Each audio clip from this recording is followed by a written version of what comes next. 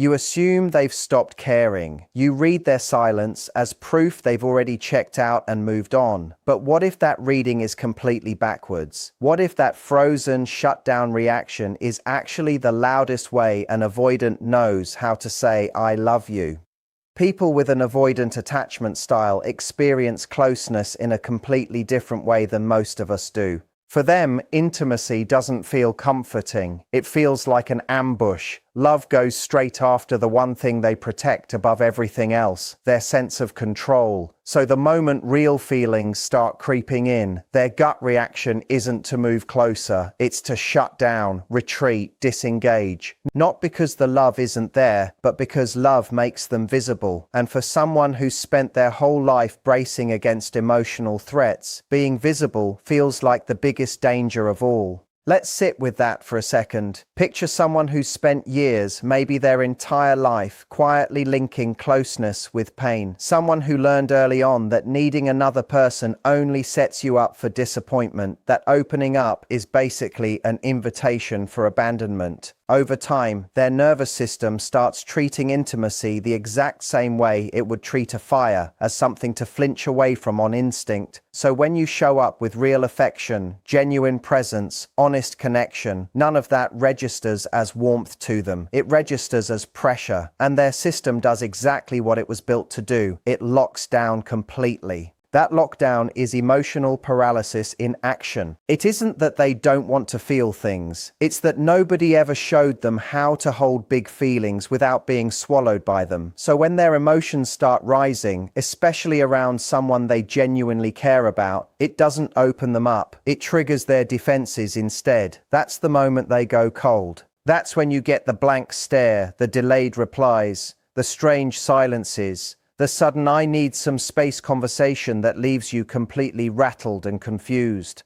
But underneath all that distance, their mind is racing at full speed. Think of an avoidant in love like a soldier trained for combat who's suddenly dropped into a quiet, peaceful garden. They can't relax into the stillness. They keep scanning for danger even when there isn't any. And ironically, the safer and more beautiful the connection actually is, the more threatening it feels to them, because somewhere deep down they're convinced this can't possibly last, and if they let themselves fall, they won't be able to survive the fallout. That's both the tragedy and the honest truth buried inside avoidant love. Their coldness was never a lack of feeling. It's an overwhelming flood of feeling they simply don't know how to process. They're not shutting you out because you mean nothing to them. They're pulling back because you mean far too much. They're overwhelmed, not empty inside. And here's something that might surprise you. This paralysis actually functions as their version of a love language, not a healthy one, but one shaped by how trauma rewires the brain, where a securely attached person might say "I love you" and lean in closer. An avoidant freezes and disappears instead. That shutdown is their nervous system's clumsy attempt to shield them from the vulnerability love always demands. It's an inverted kind of intimacy, one that essentially says, "I care about you too much to stay present," because staying present feels like walking straight into fire. Now, if you're the one experiencing that shutdown firsthand, you probably feel rejected, maybe even completely abandoned. But here's the shift in perspective you need. If you take their paralysis personally, you're going to miss the deeper story unfolding underneath it. And worse, you'll start questioning your own worth. You'll start believing you were the problem all along. In reality, what you're witnessing is an internal war the avoidant is fighting with themselves. Love hasn't vanished, it's just hiding behind a wall of fear. If you want to know whether they actually care, watch how hard they struggle internally the moment you offer them real love. Watch how they freeze up the instant a moment gets too intimate. Watch how they let responses sit unanswered, not out of cruelty, but because their entire system is flooded and shutting down feels like the only way to survive the emotional weight of it all. None of that is a sign of indifference. It's evidence of an internal storm you triggered simply by being genuine and present.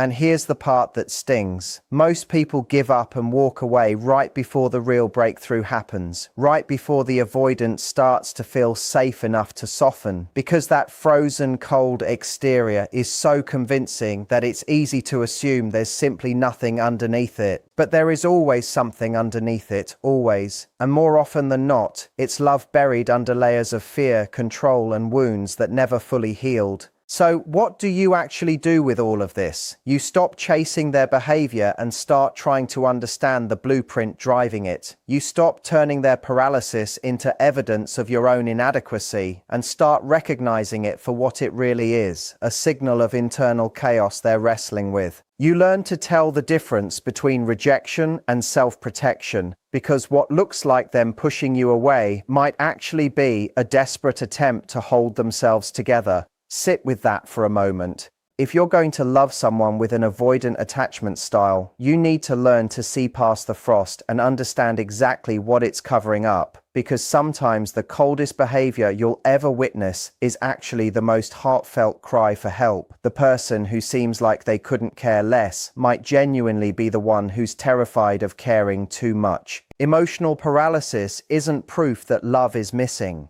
It's proof that love hit something buried so deep they simply can't function around it. Don't mistake frozen for indifferent. Sometimes the calmest surface is hiding the deepest ocean underneath. Now let's unpack a psychological pattern most people never see coming, because when avoidants push you away, they're not always trying to get rid of you. Often they're doing something far more self-destructive. They're testing whether you'll leave first. This is one of the cruelest paradoxes tied to avoidant attachment. From the outside, it looks like they're finished, cold, checked out, unbothered. But underneath, they're genuinely terrified of being abandoned. So what do they do about it? They push you away preemptively, because if you're the one who eventually leaves, at least they created that distance themselves. It gives them an illusion of control over the exact thing they've never been able to regulate: emotional abandonment. Understand this about avoidants. They don't just avoid closeness, they anticipate loss as an inevitability. From a young age, they absorb the belief that emotional safety is unreliable, that closeness always comes with a price tag,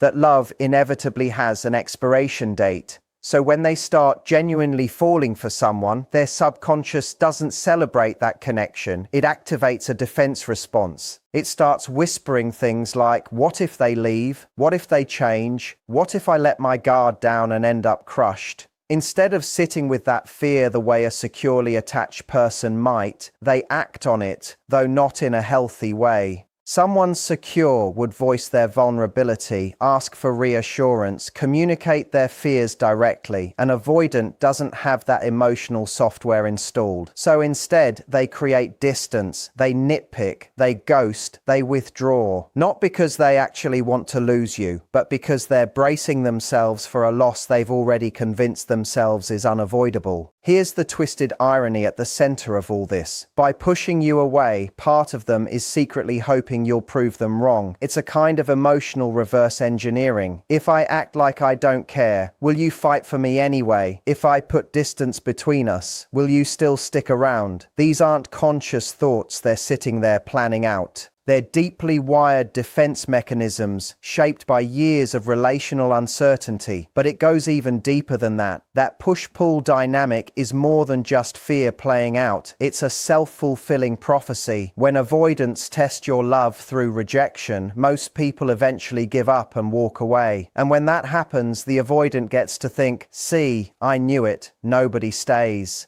They end up confirming their own story, even though they were the one who set the whole thing in motion. This is exactly why so many people walk away from an avoidant feeling confused, hurt, and wondering whether they ever mattered at all. Here's something worth remembering. If you truly didn't matter to them, they wouldn't feel the need to sabotage things in the first place. Avoidants only push away the people who get close enough to matter. They only create distance from the ones who actually crack through their surface. If you manage to trigger their defense system, that means you got under their skin. You touch the exact part of them they've spent years hiding from everyone, including themselves. That's not rejection, that's exposure, that's fear disguised as coldness. So what does that mean for you practically? It means you have to stop taking the distance personally. You have to understand their behavior is a reflection of their trauma, not a measure of your worth. The real challenge isn't decoding every single thing they do. It's staying grounded in your own truth, regardless of their behavior. You're not their fixer, you're not their therapist. But you are a mirror, and when someone avoidant catches a glimpse of themselves reflected through real, genuine love, they often recoil, not because they don't want that love, but because deep down they don't believe they deserve it. This doesn't mean you should tolerate emotional abuse or chronic neglect. Boundaries still matter. Silence still communicates something. But if you're going to be involved with an avoidant without losing yourself along the way, you have to separate your own value from their behavior. Just because they test you doesn't obligate you to pass every single test. Sometimes walking away with your self-respect intact carries far more power than staying just to prove a point. Here's the bottom line. Avoidants test the people they love, not because they actually want to lose them, but because they're afraid love won't hold up unless it's been proven under pressure. They push, hoping you'll pull closer. They create distance, hoping you'll chase after them. But the tragedy is that most people never even realize what game they're playing in until it's already over. So if you find yourself caught in this cycle, remember, you're not being pushed away because you're not enough. You're being pushed away because closeness feels like gambling to them, and fear is the one holding all the cards. They're playing defense in a game of love nobody ever taught them how to win. Sometimes the test isn't even about your loyalty at all. It's about their fear.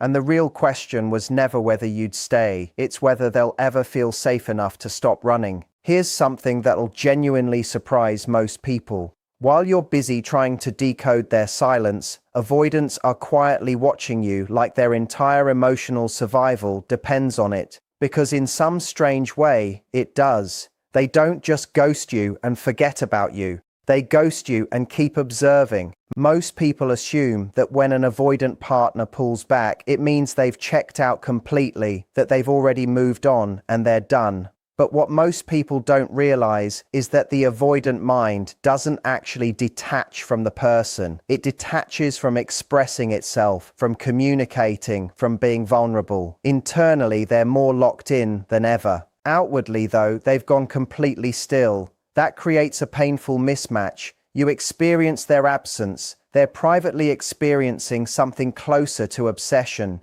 You feel discarded. They're quietly tracking you from a distance. Avoidants are thinkers by nature, hyper-aware, analytical, and when someone gets close, especially someone who stirs up genuine emotion in them, they slip into a kind of mental lockdown. But during that lockdown, their mind doesn't actually go quiet. It gets louder. They replay every word you said, every text you sent, every emotional signal, every moment you pulled back, every small gesture you assumed they didn't even notice. They notice everything, and they remember it too. Why? Because avoidants prioritize control over raw emotion, and observation is one of the few tools they trust to maintain that control. Instead of engaging with you on an emotional level, they quietly gather information about you in order to make sense of the threat they perceive you as posing. That threat isn't physical, and it isn't really logical either. It's emotional unpredictability. If they can figure you out, categorize you, anticipate your next move, they believe they can emotionally survive being around you. Let that land for a second. Avoidants observe in order to protect themselves, not necessarily to connect with you. They're building a case in their own mind, not to judge you, but to manufacture a sense of safety inside intimacy, the one space they never learned how to navigate. And the deeper their feelings run, the more intense that quiet surveillance becomes. That's exactly why they're still watching your stories. Why they remember details from conversations you've long forgotten.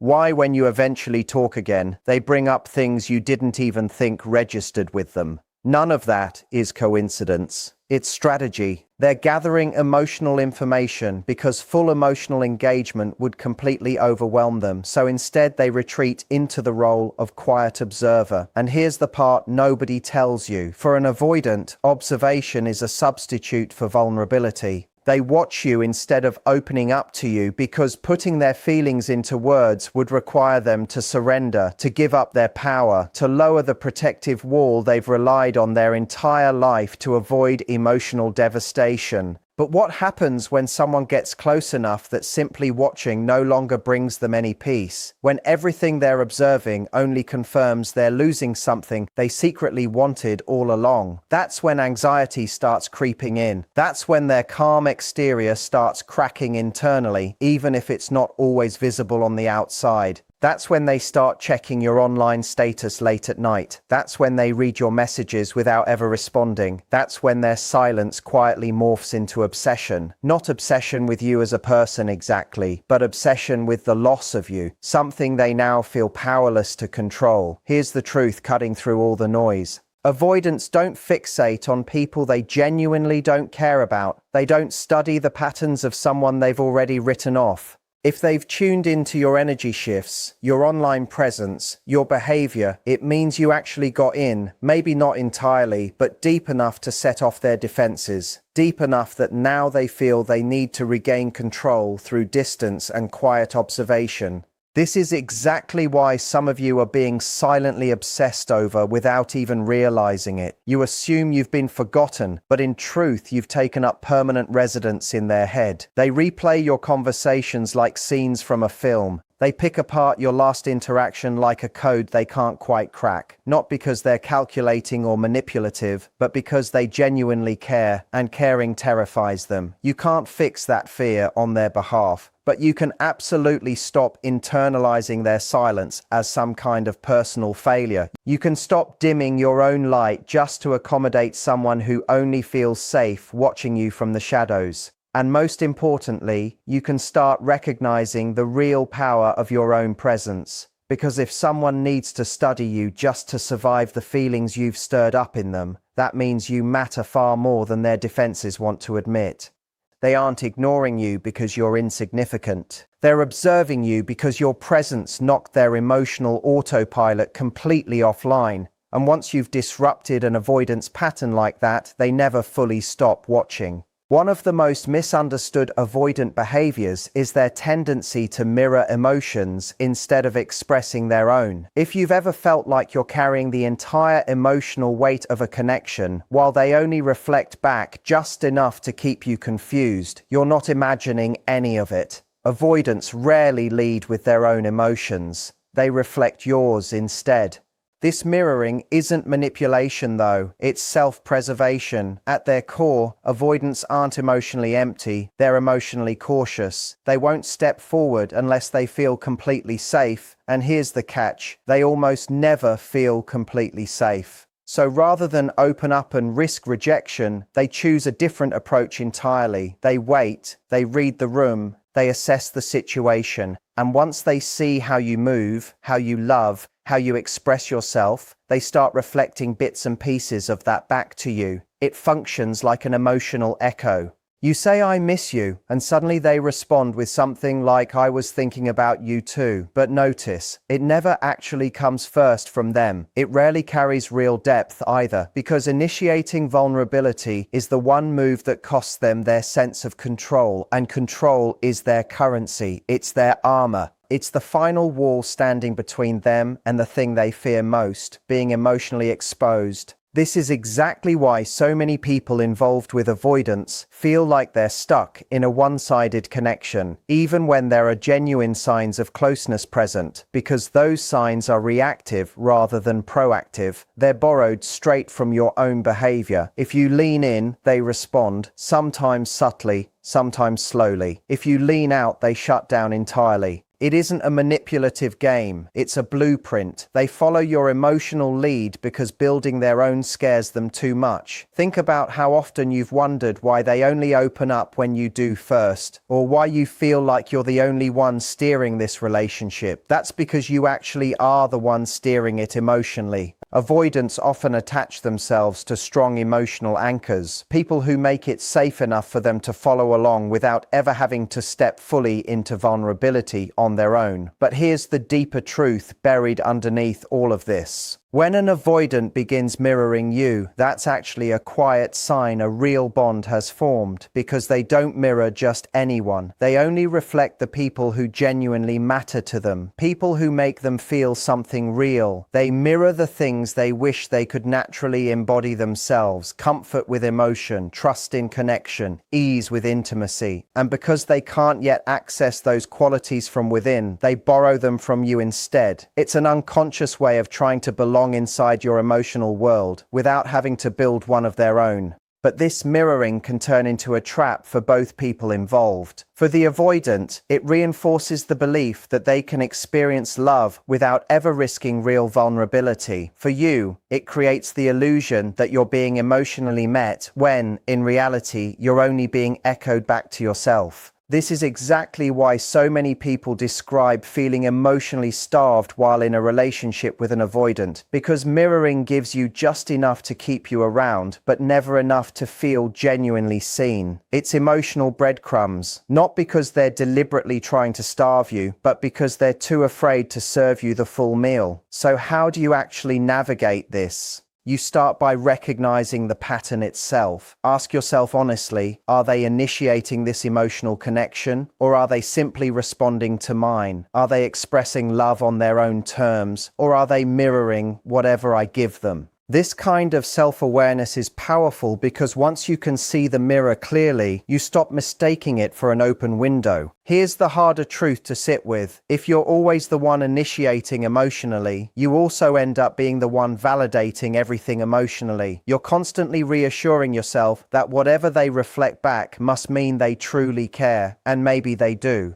But care without courage isn't real connection. It's proximity without genuine presence. That doesn't mean they're incapable of love. Far from it. Avoidants can love deeply, just silently. Their silence isn't always indifference. Often it's fear wearing a different mask. But love that can never be spoken aloud, that can never be initiated, that only ever reacts to someone else's moves, will eventually drain the person who keeps giving more than they receive. So the real question becomes, can they ever grow beyond mirroring into actually owning their own emotions? That depends entirely on the individual. Some avoidants genuinely do the inner work. They learn to recognize their own patterns. They start expressing themselves without waiting for someone else to go first. But it always begins with awareness, and sometimes that awareness only arrives when someone finally stops playing the role of emotional leader. When you step back and essentially say, "Show me who you really are without me guiding the way." That's when you discover what they're truly capable of, because without your emotional guidance steering things, the mirror shatters completely, and all that's left standing is their actual emotional posture. Some rise to meet it, some retreat further. But at least at that point, you're no longer dancing with your own reflection. Mirroring can feel like real connection, but it's ultimately just a shadow of it, until an avoidant learns to lead with their own heart instead of hiding behind yours. Love stays a performance rather than an actual partnership.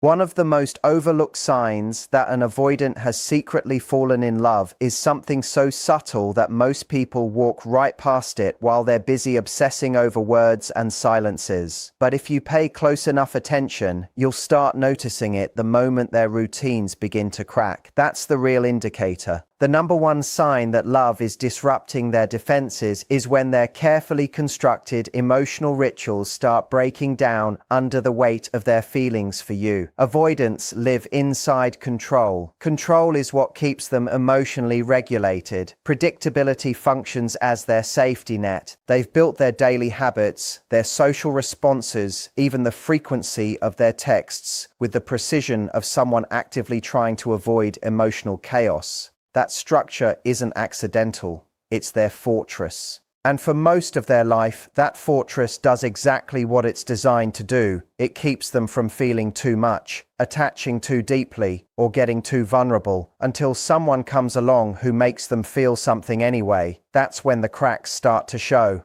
At first, it's subtle. Maybe they text you at a time they normally wouldn't. Maybe their replies come faster than usual. Maybe they share something genuinely personal, just a small sliver of vulnerability, and it catches you off guard because it feels completely out of character for them. That isn't coincidence, and it isn't a slip. That's a crack in the armor. Avoidants hate those cracks because when their routines start shifting, it means their emotional landscape is changing underneath them, and they don't like riding an unpredictable emotional current. So instead of embracing that change, they panic quietly on the inside. They feel out of sync, exposed, like the emotional walls they've spent years building are suddenly too thin to protect them anymore.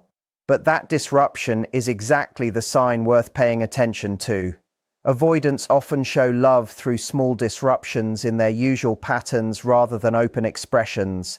When they start caring, their fear of vulnerability creates an inner conflict, causing them to pull away even when feelings are real. Their silence does not always mean they have forgotten someone. They may still think about, observe, and struggle with their emotions from a distance. The push and pull comes from wanting connection while fearing emotional exposure. This is the part most people completely miss when dealing with avoidance. They don't always come back with words. They come back with presence instead. Passive, subtle, but unmistakable once you know what to look for. They'll like an old photo. They'll view every single story you post. They'll show up in places where they know you'll notice them. They won't say, "I love you" outright, but they'll make sure you feel their presence just enough that you never fully forget them. That's how they maintain a sense of emotional relevance without ever engaging in real emotional risk. And here's where things get genuinely dangerous. Plenty of people misread that kind of behavior as hope, as a reason to keep holding on. But what you actually need to understand